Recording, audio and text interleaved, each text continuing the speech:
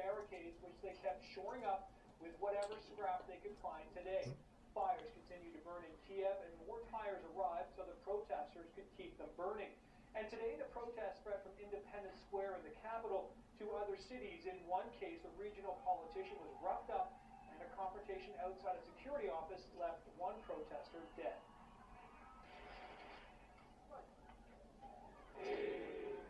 Now, rallies in support of protesters in Ukraine popped up across the country today. At this one on Parliament Hill, participants carried signs calling for the West to push harder for change in Ukraine, for sanctions against President Yanukovych's government, and for an end to corruption and more human rights.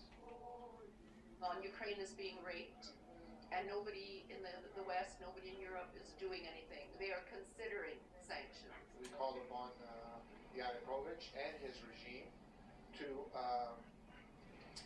exercise their legal obligation to allow peaceful demonstration and to allow a peaceful negotiation to take place.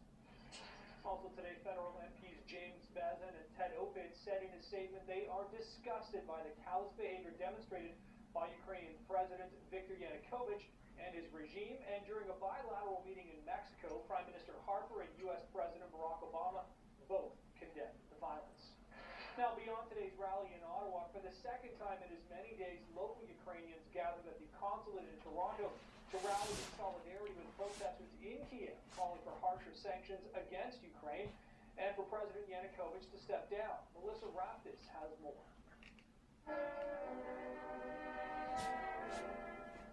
Hundreds of people flying the yellow and blue of the Ukrainian flag gathered once more on Lakeshore West, outraged at the violent crackdown in Kiev.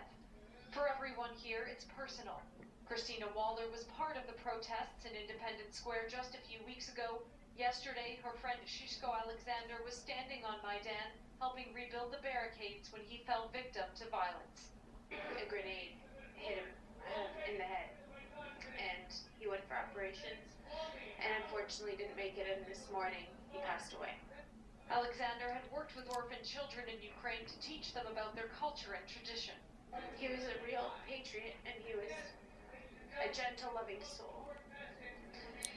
And all he wanted was the best for Ukraine and the best for its people.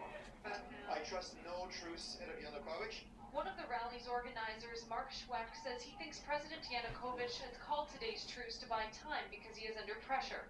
He has lied on at least 2 occasions saying we're doing truces in December and attacked the students. On January 16th, he put in severe laws and attacked the people saying I want to speak with you and have a truce, and then put in draconian laws and attacked the demonstrators.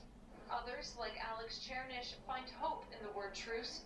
Maybe the government has understood that the protesters will not give up. They're very, very determined. You know, those young men and women, they're extremely determined. They will not give up. And demonstrators here have made it clear they too will not back down.